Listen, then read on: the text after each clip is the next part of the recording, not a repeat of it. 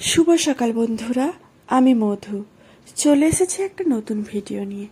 মেঘাচারুর সারাদিনে তোমাদের সবাইকে স্বাগত জানিয়ে আজকের ভিডিওটা আমি শুরু করছি। প্রথম থেকে শেষ পর্যন্ত দেখতে থাকো, আশা করছি খুব ভালো লাগবে। আর আমার ভিডিওর মধ্যে যদি কোনো অংশ ভালো লেগে থাকে তাহলে একটা লাইক করে দিও, আর আমার পরিবারের সদস্য হয়ে পাশে থেকো। আর তোমরা যে যেখান থেকে আমার ভিডিওটা দেখছো, আশা করছি ভালো আছো, সুস্থ আছো। আর আমরা আগে থেকে কিন্তু অনেক ভালো আছি, আর আগে থেকে আমার শরীরটা অনেক ভালো আছে। আর মেঘার জানো তো হঠাৎ করে আবার একটু শরীর খারাপ হয়েছিল, তো সেই জন্য কিন্তু আবার দুদিন ভিডিও দিতে পারিনি। তো জানো তো, ওরা না কিছুই খাচ্ছে না, ওদের শরীরগুলো না ওষুধ খেয়ে খেয়ে না মানে ওদের শরীরে মানে আর কিছু কোনো কাজ করতে বা ওদের যে পড়াশুনোর কাজ বা আর যা নাচ আর যা কিছু শেখে সেই সব কিন্তু করতে পারছে না, মানে দুর্বল হয়ে গেছে। কিন্তু আর কি বলো তো, এই সোফাতে আমি ঘুম থেকে তুলে বস করিয়েছি, ব্রাশ করিয়েছি, খাইয়েছি, তারপরে দেখছি যে আবার 11টার দিকে ঘুমিয়ে যাচ্ছে। আবার স্নান করানোর পরে দেখছি যে আবার 12:30টার দিকে দেখি যে আবার ঘুমিয়ে যাচ্ছে, এই করছে। আবার দুপুরবেলা যে ঘুমাচ্ছে জানো তো, বিকেল সন্ধে হয়ে যাচ্ছে আর উঠতে চাইছে না। এই রকম জানো তো দিন কাটছে, আর ওরা খেতেও চাইছে না। আর চারু তো বলছে, মা এটা করে দাও, ওটা করে দাও। আমি তো ওদের করে দিচ্ছি, কিন্তু কি বলো তো, খেতে আর কিন্তু পাচ্ছে না। তাই আমি জানো তো ওর বাবাকে বলছি ওরা কি খাবে জিজ্ঞেস করে একটু আজকে রাতে কিছু ভালো কিছু বানাও। তো আমি বলেছিলাম একটু চিকেন বানালেই হবে। তো বাবু বলছে যে চিকেন যখন বানাচ্ছি কেন, অনেক দিন তো আমাদের বিরিয়ানি হয়নি, আর বিরিয়ানি তো কিনে খাওয়ার মতো সত্যি সব অতটা সামর্থ্য হয়তো আমাদের নেই।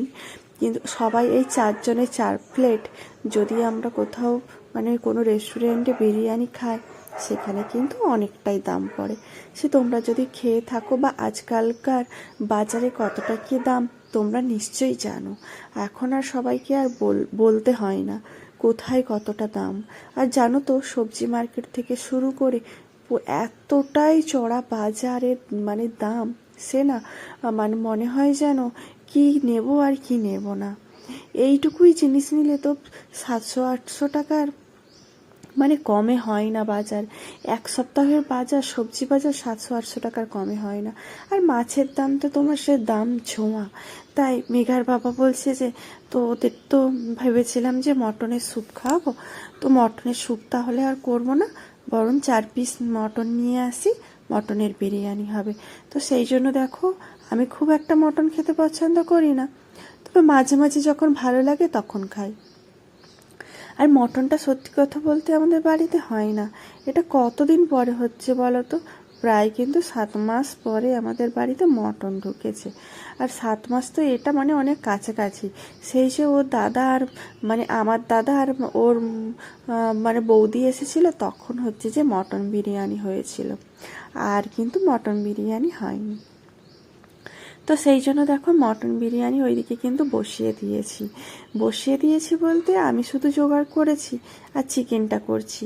আর মেঘার বাবা খেলতে যাবে, তার আগে বলছি আমি কিছুটা রেডি করে দিই, আর এসে হচ্ছে যে দমে দিয়ে দেব। আর তারপরে আমি সোনাঝুরি চলে যাব, এসে তারপরে একসাথে খাবো। আর আজকে কিন্তু সেরকম হওয়ার কথাই ছিল না, আজকে যেহেতু অফ ডে, আর অফ ডেতে আমাদের একটু চিকেন হয়, সেই জন্য বলেছে যে তাহলে একটু বানিয়ে নিই, আর কালকেও একটু রেখে দেবো, তাহলে ওরা একটু বিরিয়ানি খেতে পছন্দ করে। আর সেই জন্য দেখো আমরা কিন্তু কালকের জন্য একটু রেখে দিয়েছিলাম, আর কালকে সকালে ওদের দেবো বলে।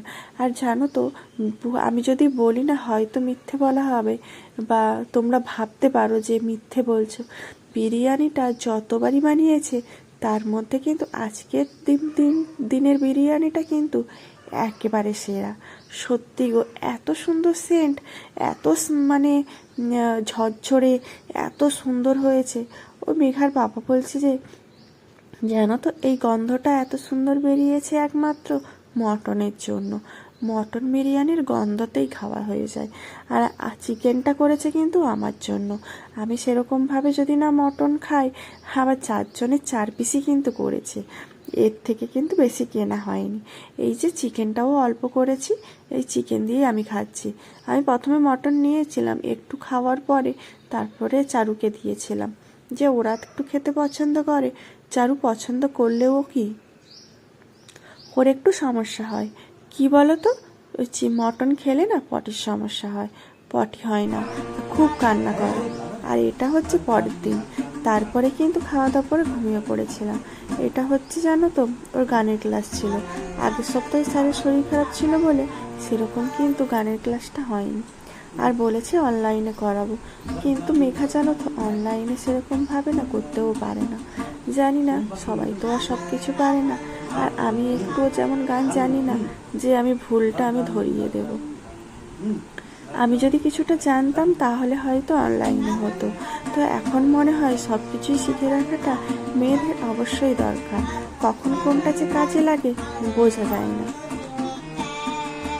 জানো তো এখন ওই যে কত তারিখে জানো তো, 31 আগস্ট আর হচ্ছে 1 তারিখ, এই দুদিন হয় ওদের আছে, মানে আমাদের বক্রেশ্বর উপনগরীতে ক্লাবে হচ্ছে যে বাৎসরিক হচ্ছে যে কম্পিটিশান হচ্ছে, নাচ গান ড্রয়িং মানে যা কিছু হয় আর কি। আর সে আবৃত্তি থেকে শুরু করে, মেঘা কিন্তু এবারে কাদের সাথে পড়েছে বলো তো, 2 থেকে 9 পর্যন্ত যেই গ্রুপটা, ওই গ্রুপটাতে পড়েছে। তো আমি সেই জন্য বলেছিলাম অতটা চাপ নেওয়ার দরকার নেই, সেরকমভাবে করতে হবে না।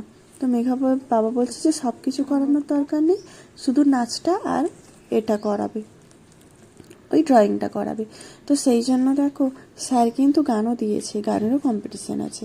তো আমি জানো তো অতটা চাপ নিচ্ছি না যে গান করতে হবে না এবছরে। কিন্তু জানো তো 2 তারিখ থেকে আবার পরীক্ষাও আছে। তো সেই জন্য হচ্ছে যে আমি তাই বলেছি যে এই দুটোই করো। আর তারপরে দেখো শনিবার যেহেতু পড়েছে, আর নাচের ক্লাসে আমরা চলে এসেছি। আর আর এর আগে জানো তো ভিডিও না অনেক কিছুই আমার বানানো ছিল, আর অনেক কিছু মানে সেভ করাও ছিল, মানে একদম রেডি ছিল। কি বলো তো, ফোনটার হঠাৎ করে অসুবিধা হয়েছে, তো মেঘার বাবা জানো তো সব কিছু হচ্ছে ডিলিট করে দিয়েছে।